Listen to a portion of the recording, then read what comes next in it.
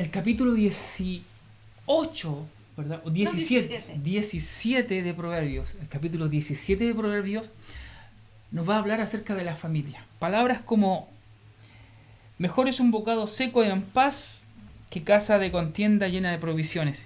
Otra versión dice: es mejor comer pan duro, pero vivir en paz, que hacer mucha fiesta en la casa, pero vivir peleando. Oh, qué discípulos del Señor, qué importante lo que vamos a leer. Oramos al Señor, Amén. Anita, ¿verdad? Señor amado, en esta hora gracias por esta nueva porción bíblica, Señor, que tú comienzas a, Dios mío, una vez más sondear el corazón del hombre, de la mujer, Señor, y nos Así hace es, darnos sí. cuenta los valores, Señor, más altos, Señor, en tu concepto. Sí, Padre. Señor amado, en esta hora pon tu corazón en nuestras vidas. Ayúdanos a entender el sentido de las palabras, Señor, que Así van a es. llevar nuestra vida, Señor, a ser mejor guiada, Señor, y poder conducirnos con nuestra familia, con nuestros esposos, con nuestros hijos, en el trabajo, Señor, donde vivamos, Señor, de manera que te agrade. Gracias te damos, Señor. Bendice este tiempo en el nombre de Jesús. Amén. Amén. Al leer este capítulo vamos a descubrir en él varios matices de lo que provocan los hijos en los padres. Sí, es reiterativo en realidad. Es reiterativo. Reiterativo lo que habla aquí. Y esto, como tú decías, estos pueden ser versos. Los primeros 10 quizás hablan un poco de la convivencia familiar. Comenzando por este versículo bien, en realidad, Fuerte. dice: mejor es comer pan duro que de tener multitud de cosas, pero tener una casa llena de Peleas, contienda. de contienda. ¿Cuántas casas? Y saben, qué importante es que el primer lugar donde debemos practicar y vivir el Evangelio es nuestra familia. Y es tan difícil. Yo tengo muchas discusiones con mis hijos grandes que tengo ya, porque ya comenzamos a discutir ideas, discutir formas de hacer las cosas. Y es difícil, ya no son los pequeños niños que uno les dice algo y lo hacen. No, ya somos, como padres, ya somos personas que podemos ser con los hijos corregidas. Increíble cuando de repente uno en la vida sí tiene discusiones por diferentes motivos Claro. y cosas, pero cuando aquí habla y el énfasis está en una casa llena de contienda, es que no hay situación donde no hayan discusiones. Exacto. Nada es tanto así que no se puede comer en paz. Todo es molestia. Y en realidad cuando uno se sienta a la mesa y se forma una discusión o uno ya tiene el sentimiento de que ha discutido con alguien, no pasa aquí. Aunque haya una mesa con un banquete, la amargura Griterío, se cierra no, aquí. es Ya terrible. el gusto por la comida, el sonido, no tiene valor. Por eso, discípulos del Señor, es importante recordar cuando Jesús estaba en un ambiente ministrando a muchas personas, lo buscaba a su madre y sus hijos. Y esa parte de la Biblia suena como, yo la escuché la primera vez, la encontré un poco fuerte, porque dice: Jesús, tu madre y tus hermanos están aquí y te buscan. Y dice el relato que él, mirando a la multitud que lo escuchaba, le dice: ¿quién es mi madre y quiénes son mis hermanos? Mi madre y mis hermanos son los que hacen la voluntad de mi Padre. Mi madre y mis hermanos, porque él tiene un solo padre como todos nosotros, que es Dios, ¿verdad? Mi madre y mis hermanos son los que hacen la voluntad de mi Padre. Y es importantísimo porque uno comienza a través de ese pensamiento de Jesús a buscar relacionarnos con personas que hacen la voluntad de Dios. Por eso, discípulos del Señor, en la medida que seguimos comiendo y nutriéndonos de la palabra del Señor, y ahora del capítulo 17 de Proverbios, vamos a descubrir aquí cómo podemos ser más madres, más hermanos de Jesús. Exacto. Cómo podemos hacer más su voluntad, ¿verdad? Exactamente. Comenzamos con Sí, vamos. Leímos ya el verso 1 y el 2 dice: el siervo prudente se enseñoreará del hijo que deshonra, y con los hermanos compartirá la herencia. El crisol para la plata y la hornaza para el oro, pero Jehová prueba los corazones. El malo está atento al labio inicuo, y el mentiroso escucha la lengua detractora. El que escarnece al pobre afrenta a su hacedor, y el que se alegra de la calamidad no quedará sin castigo. Corona de los viejos son los nietos, y la honra de los hijos sus padres. No conviene al necio la alta elocuencia, cuanto menos al príncipe el labio mentiroso. Piedra preciosa es el soborno para el que lo practica. A donde quiera que se vuelve haya prosperidad. El que cubre la falta busca amistad, mas el que la divulga aparta al amigo. La reprensión aprovecha al entendido, más que 100 azotes al necio. Ay, ay, ay. Hay varios versículos en realidad que llaman harto la atención, comenzando obviamente por el primero. Así es. Y el verso 3 es uno de que a mí me toca bien fuerte el corazón, porque en realidad aquí habla de metales preciosos, como uno es probado en el crisol y la hornaza, ¿verdad? Ahí claro, se depuran estos metales preciosos, claro, pero ¿cómo depura el corazón? ¿Cómo se depura el corazón del hombre? Y aquí también sale. El oro y la plata se purifican con fuego, pero el Señor purifica el corazón de los seres humanos. Qué increíble como Dios prueba la pureza del corazón humano. Yo siempre veo cuando tú comentas eso, el crisol, un lugar donde hacen que el oro o la plata se transformen en estado líquido. La única manera es de transformarlo, de sacarlo más puro, es que se llegue en el estado líquido, siendo duro. ¿Me escuchan cuando somos duros? El Espíritu Santo nos tiene que dejar blando. Uy. Ahí recién comienza a salir nuestra mugre o las impurezas. Y he visto eso, la escoria, de todas esas cosas que nos sirven para que ese material de verdad sea oro puro. El oro puro, yo tengo un anillo, pero dice, no es puro, ¿verdad? Tiene aleaciones para que se pueda quizá formar de una X manera. Pero me recuerda el capítulo anterior del 16 cuando dice, pero Jehová pesa los espíritus. Exactamente. Y acá Jehová pesa los corazones, los mide. Este corazón le falta, no es tan puro, este sí, este no. El Señor, y cuando hablamos de corazón, Ana, volvemos a entender que la palabra en hebreo se refiere a los pensamientos. El Señor prueba nuestras intenciones, nuestros pensamientos, nuestras reflexiones, si son de acuerdo a Él, a lo que Él piensa, o son de acuerdo a nuestra propia opinión. Claro, siempre Él purifica eso. Exactamente. Siempre nuestra escala de valores tiene que ver con las cosas de repente materiales, y Dios va... son otras cosas. Nuestro provecho personal. Exactamente. Y Dios tiene más alto concepto, ¿verdad? Tiene Sí. una escala de valor más alta que la Así nuestra, así que siempre en ese sentido. Por eso que Él prueba los corazones. Y cuando nos va encontrando deficientes, yo pienso que Él por algo nos dejó su palabra para ir alineándonos, encaminándonos por esas veredas. Hermana Anita, estoy pasando una prueba. Cuando pasemos prueba, Señor, ¿qué está pasando con mi corazón, con mis pensamientos, con mis proyectos? Y hay que orar. Hay algo que tú quieres, que yo estoy inclinado a hacer algo que yo creo que es bueno, Claro que sí. pero no es tan puro a tus ojos. Quizá es bueno a mis ojos o es puro a mis ojos. Por eso vamos a repetir, discípulos del Señor, nos vamos a alinear con nuestros propios pensamientos, o nos vamos a poner en línea con los propósitos del Señor. Eso es un proceso difícil, no es fácil. Pero el Señor quiere que hagamos su voluntad. Y este es un texto que lo vamos a repetir muchas veces, discípulos del Señor. Muchos me dirán aquel día, Señor, Señor. No, todo el que me dice Señor, Señor, hace la voluntad del Padre. No entrará en el reino de los cielos, Claro. como dice, No, sino el claro. que hace la voluntad del Exacto. Padre. Exactamente.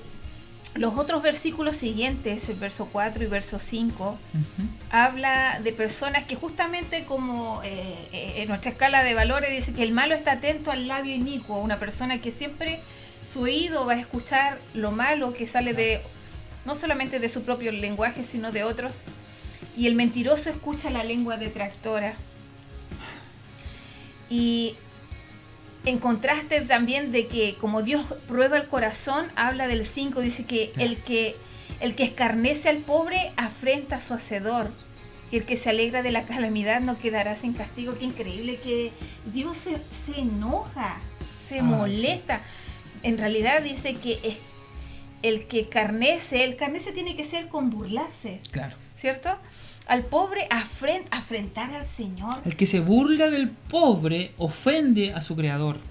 El que se alegra de verlo sufriendo no se librará del castigo. Exactamente. Como discípulos del Señor, Dios pesa los corazones. Así es. Dios pesa los corazones. A lo mejor por fuera no se nos nota eso, que queremos hacerle daño a alguien o que nos alegramos de la calamidad. Por eso, ojo, el Señor pesa los corazones. Mira, hay un castigo. Es bueno sentir el dolor, llorar. Bueno, y justamente este capítulo nos va a hablar harto de esto porque habla de bastantes cosas malas en realidad, del corazón perverso, la boca que habla mal, también de dirigirse y pagar el mal por bien. Hermano, entonces aquí vamos a ver harto acerca de en este capítulo acerca de el mal conducirse en realidad. El verso 6: coronas de los viejos son los nietos. Qué linda corona. Nosotros no tenemos nietos todavía. No. Pero siempre he escuchado de que los nietos son una gran alegría y bendición para los abuelos. Y yo pienso que los abuelos también, ese compartir entre nieto y abuelo es una bendición. Y la palabra dice que es una honra. Así es. ¿Verdad? Corona de honra son los nietos. ¿Y cuál es la honra de los hijos? Sus padres. Qué lindo. Qué lindo. Así que me gusta mucho este versículo porque... Verso 6. Exactamente. Los nietos hacen felices a los abuelos y los niños se sienten orgullosos de sus padres. Son sus superhéroes. Pero cuando crecen se dieron cuenta que ya no tiene capa el papá. Pero el trato con el abuelo sigue está en otro orden. Por eso es otra cosa. Interesante observación. Sí. ¿Algo más que resaltar de estos versículos? El 7 dice: no conviene al necio la altilocuencia, cuanto menos al príncipe el labio mentiroso. ¿Qué significa eso? No es sabio que un tonto hable demasiado, ni que un gobernante diga mentira. O sea, uno ve unas personas que se vive equivocando y de pronto comienza a hablar sabiamente. Suena raro, ¿cierto? Suena raro, pero nosotros sabemos que esta persona se equivoca y que le gusta equivocarse y que siempre está como errando. Así dice, compara con esa persona los líderes que son mentirosos. No es conveniente que cuando Dios nos coloque en un lugar de una posición, busquemos el camino fácil. Uno dice, pero si yo no miento en nada. No, hemos leído varios capítulos hacia atrás y constantemente está hablando en contra de engañar, de mentir, constantemente está de sobornar. Somos tan propensos a defender situaciones usando mentiras, porque uno cree que está bien defender. Y eso no es correcto. Por eso es muy importante, porque eso nos va a traer consecuencias. Eso es lo terrible. La mentira trae frutos, trae consecuencias. Uno cosecha eso. El engaño trae eso. Por eso dice que no es correcto. Todos los que estemos en una posición de liderazgo podemos destruir muchos corazones. ¿A cuántos les gusta que le mientan? A nadie. No lo hagamos. El verso 9 dice: el que cubre la falta busca amistad. Hablando de un hombre que quizás ha sido ofendido por alguien, pero él, en vez de divulgar lo que le hicieron contra él, dice que cubre la falta. Ahora, cubrir no es lo mismo que encubrir. Se supone que está hablando de una persona que se dio cuenta que cometió un error y lo quiere corregir, pero al corregirlo se dio cuenta que habían testigos. Esos testigos que están ayudando a esta persona a salir adelante, gloria al Señor. Pero hay gente que encubre situaciones que son malas y que esta persona que está actuando mal no quiere cambiar, sigue repitiéndose mal. Eso es encubrir, ¿verdad? Exactamente. Pero ¿qué pasa con esta persona que cubre esa falta? No la divulga. Hicieron algo contra ti, tú no lo divulgas. La palabra dice que buscas amistad al no divulgarla. De hecho, porque es muy el que importante. la divulga aparta al amigo. El perdón, dice acá, restaura la amistad, el rencor la termina. Es importante, y hablemos de la familia. A veces en la familia, ¿cuántas faltas hay en la familia personal, en la familia de la fe? Y a veces es como dicen, un dicho que tenemos en Chile, los trapos sucios se lavan en la casa. No divulguen los problemas que tenemos a la gente. Es interesante. De alguna manera intenta cuidar la amistad, la unión familiar, la unión de iglesia, la unión del grupo. Es bueno solucionar los problemas, no divulgarlos. Claro que sí, claro que sí. Y el verso 10 me llama mucho la atención, poderosamente dice que la reprensión Es provechosa, pero para el entendido. Dice, más que 100 azotes al mes. Ay. En realidad en la antigüedad se daban, eran 40 azotes. 40 azotes era como el límite, a lo mejor, no sé si es lo que el hombre podía soportar, pero ese era el... Pero dice aquí que el hombre que no es entendido, que es bruto prácticamente, aunque lo azoten 100 veces, no va a entender. Entonces, qué increíble la palabra del Señor. Seguimos leyendo el verso. Amén. 11. 11 hasta el 20. El rebelde no busca sino el mal, ¿verdad? Sí. Y mensajero cruel será enviado contra él. Mejor es encontrarse con una osa a la cual han robado su cachorro que con un fatuo en su necedad. El que da mal por bien, no se apartará el mal de su casa. El que comienza la discordia es como quien suelta las aguas. Deja, pues, la contienda antes que se enrede. El que justifica al impío y el que condena al justo, ambos son igualmente abominación a Jehová.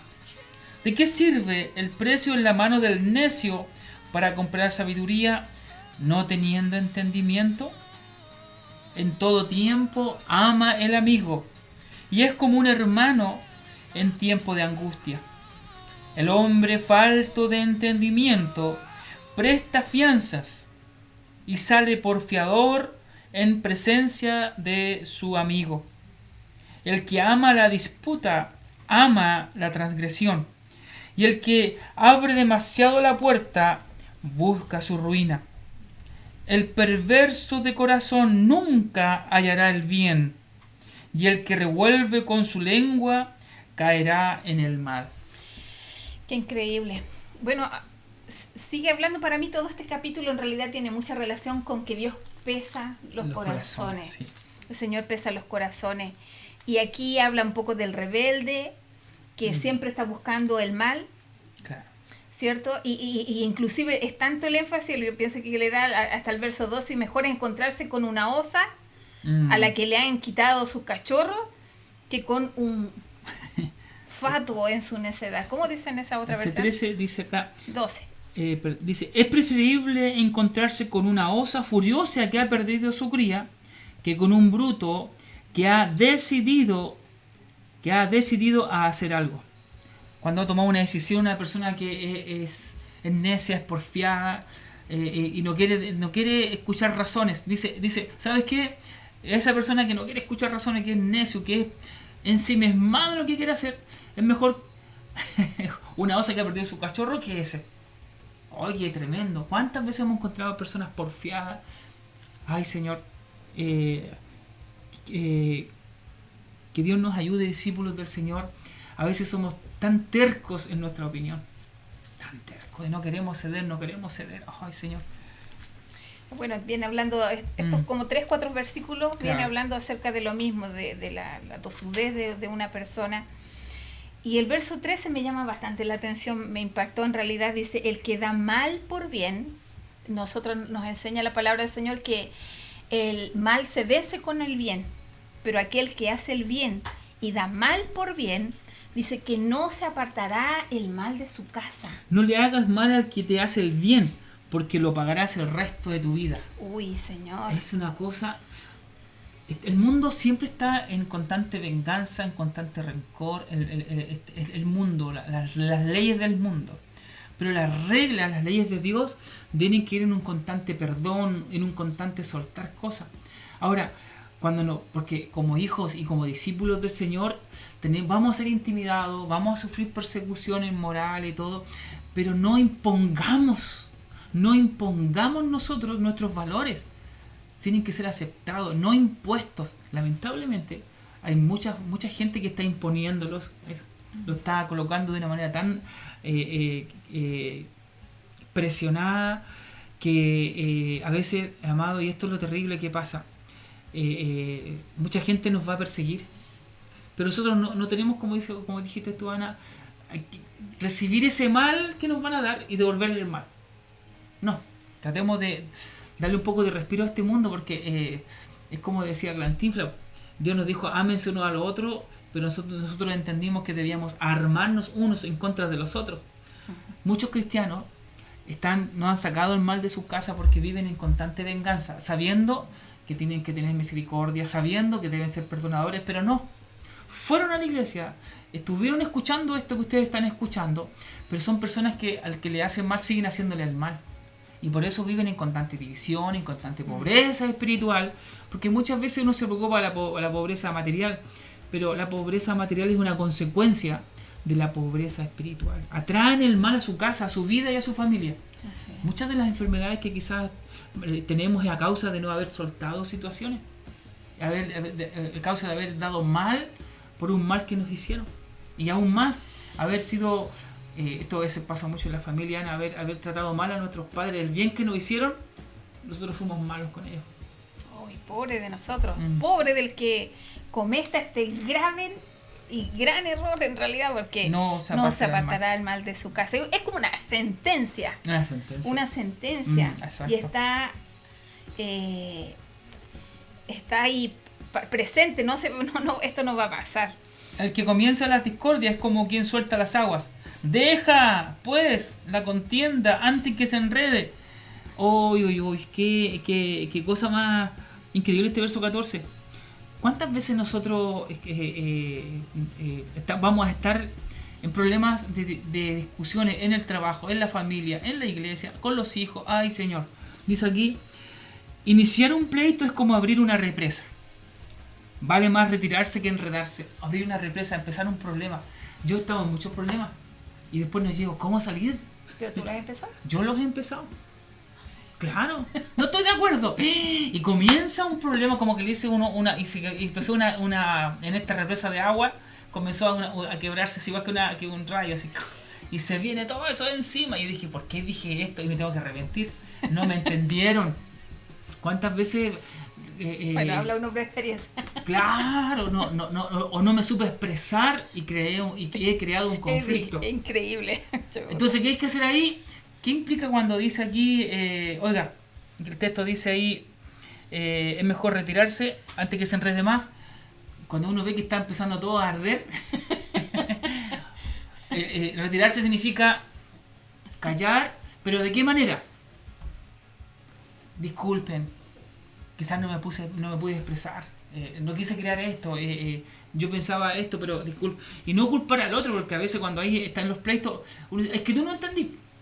Es que a ti no sé qué tiene en la cabeza. Y uno comienza, en vez de apagar el tema, en vez de que el agua no se reviente todo, en vez de tomar una actitud más humilde, como hemos leído en el capítulo 15, responder en forma blanda, después que yo mismo creé un conflicto, uno como que se pone más furia, o como que, qué tremendo esto, que Dios nos ayude a conversar, discípulos del Señor, hijos de Dios, que Dios nos ayude.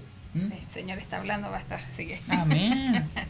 El verso 15 dice, el que justifica al impío, justificar algo que está malo o una persona que procede de mal, dice para condenar al justo, o sea, uno que justifica al impío y otro que condena al justo, el que hace justicia, dice, ambos son igualmente abominación a Jehová. Los detesta.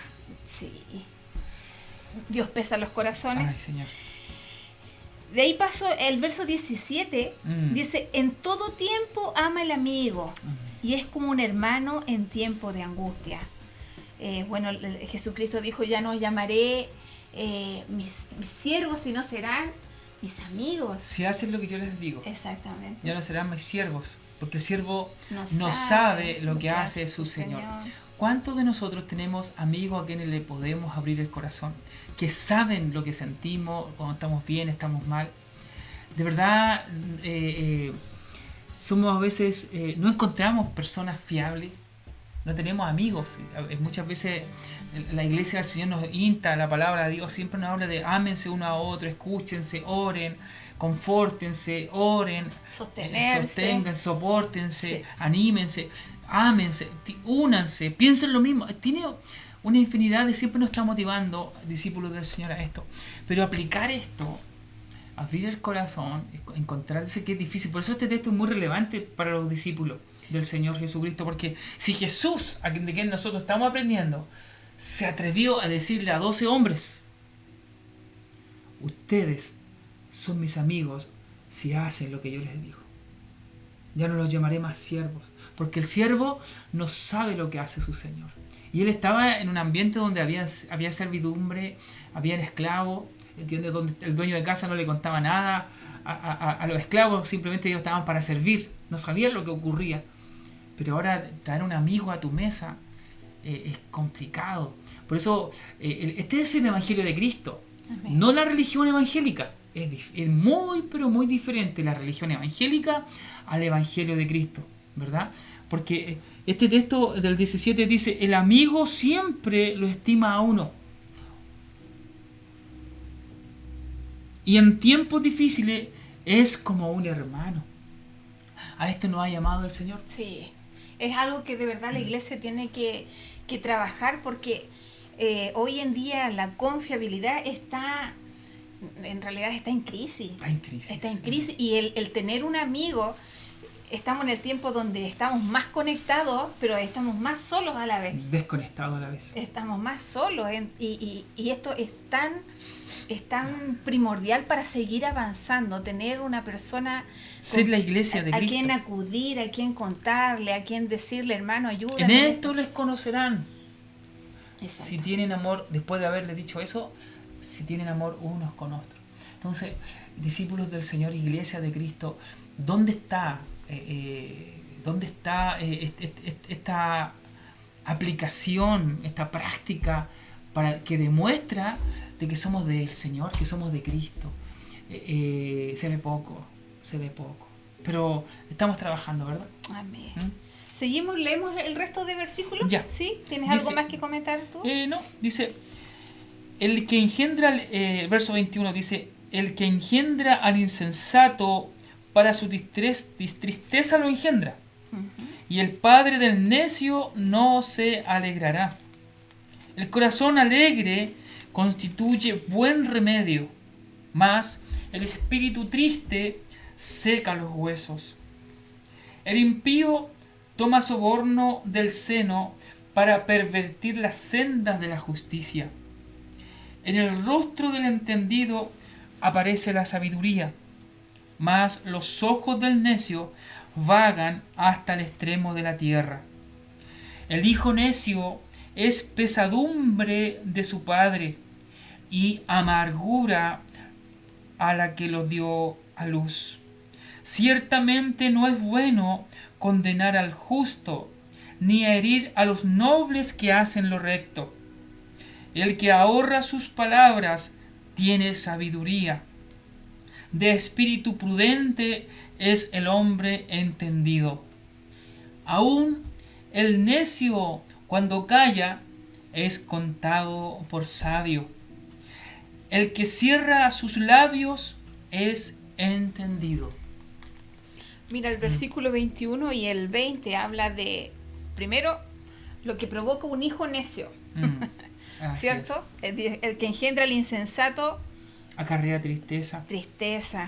Y insensato tiene que ver con una persona que se le está hablando corrección, pero decide no obedecerla, no seguir las instrucciones. Exactamente. Dice que es pesadumbre, amargura para la que lo dio a luz. Los padres de un necio, de un joven que no quiere recibir instrucciones, que no quiere obedecer, que está ensimismado en su propia opinión, que escucha más a sus amigos, que anda tratando de satisfacer las intenciones de su corazón.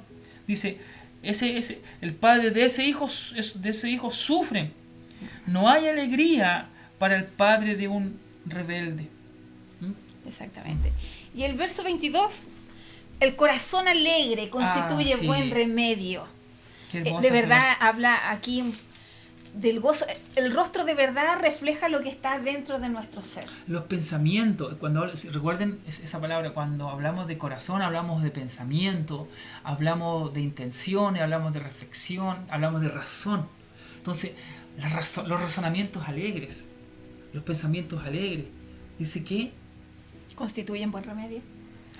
Qué maravilloso, dice aquí, es una buena medicina. Acá dice, esta otra versión dice, es también una buena medicina. Pero el espíritu quebrantado consume las fuerzas. Pero el desánimo es como una enfermedad. Y acá decía, ¿cierto, Anita? Seca los huesos. Seca el espíritu triste. los huesos. Seca los huesos. Qué increíble Wow. la tristeza, la depresión. Todo es una seguidilla de varias cosas. El miedo, la amargura, la tristeza. Y todo lo contrario va con los frutos del espíritu, el gozo. El gozo. Bueno, una persona que en realidad tiene la presencia del Señor puede estar alegre aún en las dificultades. Ahí está. Todo lo puedo en Cristo. Sé vivir humildemente y también sé tener abundancia. ¿Por qué? Porque todo lo puedo en Cristo. ¿Dónde está la fuente de Cristo es nuestra la fortaleza? Fuente. Sí. Si Jesucristo está en nuestro corazón, si Jesucristo es de verdad el Jesús, el Mesías, en Él estamos constantemente meditando, razonando, llenándonos de Él. No se nos van a secar los huesos, no vamos a estar atribulados, no vamos a tener depresión. Pero si estamos siempre preocupados de las noticias, de la política, de los problemas del vecino, de las comedias, de todo el sinfín que nos rodea, porque de verdad estamos rodeados en un pantano. Pero si nuestros pensamientos están más allá de esta realidad, porque es una realidad, todo este veneno que estamos siempre comiendo y consumiendo y nutriéndonos. Pero nosotros tenemos el poder para decir basta. Yo quiero de Cristo, no quiero vivir preocupado, quiero su paz. Por eso el Señor, muchas veces nosotros le decimos a las personas, quiere aceptar a Cristo como su Señor y su Salvador. No solamente como un amuleto que le va a sanar sus enfermedades y le va a hacer bien, no, o que le va a proveer situaciones económicas favorables. No, Cristo lo es todo. Por eso Él revela al Padre. Ahora, si queremos ser llenos del Espíritu Santo, dice que el Espíritu de Dios viene a nosotros a recordarnos las palabras de Cristo. Entonces, ¿cómo podemos examinarnos finalmente? En el cómo hablamos. Es la abundancia del corazón, de la abundancia de nuestros pensamientos. Hablamos. Por eso este texto deberíamos ser un pueblo sano, un pueblo libre, un pueblo, como tú dices, lleno del Espíritu, lleno de los frutos del Espíritu. Deberíamos. Hay situaciones que de verdad llevan a que nuestra alma se seque. Los problemas hacen muchas veces que hasta los huesos uno se como una vaca así bien flaca. Pero de verdad es increíble la fuente de todo, la paz es nuestro Señor, la fuente de nuestra paz, porque la enfermedad, las tribulaciones pasan por nuestra vida. Pero recordemos a Job. A José, a Job, a todos los hombres del Señor. Fue necesario pasar por este desierto. No perdamos el destino, es Canaán, no es aquí, ¿verdad? Entonces, todo es momentáneo, pero todo es nuestra mente de esclavo, Ana, increíble eso. Ellos iban en el camino al desierto, no se iban a demorar mucho, pero ellos echaban de menos los olores del ajo, de la cebolla, los sabores de Egipto. Eran esclavos y ahora iban a ser parte de una tierra nueva, iban a tener su propia tierra, iban a tener sus propios animales, no iban a estar siendo azotados por un capataz. Pero la carne, la mente humana, las preocupaciones, el no saber, no tener ahora ya todo claro, querían volver al pasado, a su seguridad. Por eso, discípulos del Señor... Las cadenas más terribles al final están en la mente, en el corazón, más que a veces... Viendo los milagros, no fueron capaces de sacudir esas cadenas de la mente de estos hombres, de estas familias enteras. Y a veces todo lo que sabemos, todos los milagros que hemos visto, las visiones, los sueños que hemos tenido, no han sido capaces de que no sigamos, de que no se nos sigan secando los huesos, de que no sigamos enfermándonos. ¿Por qué? Porque lo hemos decidido nosotros. Y eso, por eso los discípulos del Señor, seguir a Cristo es una decisión. Es una decisión. Y es un camino. ¿Queremos que los huesos se nos sigan secando? ¿O queremos tener, como dice esta palabra, tener medicina, ser saludables espiritualmente y físicamente y todo? Amén. Amén. No sé si hay otro versículo que te llame la atención más adelante. Ciertamente dice el verso 26, no es bueno condenar al justo ni herir a los nobles que hacen lo recto. Aquí habla del liderazgo, los nobles. Cuando hay personas que están en una posición y los estamos hiriendo, por ejemplo acá el verso 26 en esta versión dice, no es bueno castigar al inocente ni azotar al líder honesto. El que es inteligente mide sus palabras, el que es prudente mantiene la calma. Que Dios nos ayude a respetar nuestras autoridades que están haciendo las cosas honestamente. No los castiguemos, no nos coloquemos en el lado de los malos obreros que siempre están criticando a un justo patrón, a un justo padre, a un justo profesor, a una persona que está esforzándose por hacer las cosas en forma honesta. Porque a veces somos populistas, queremos estar bien con todos y no reconocemos en las personas que están sobre nosotros que están haciendo las cosas bien. Tengamos cuidado con eso. Discípulos del Señor, tengamos cuidado con eso. Amén. ¿Oramos al Señor? ¿No tienes algo que quieras comentar? No, nada más. Amén.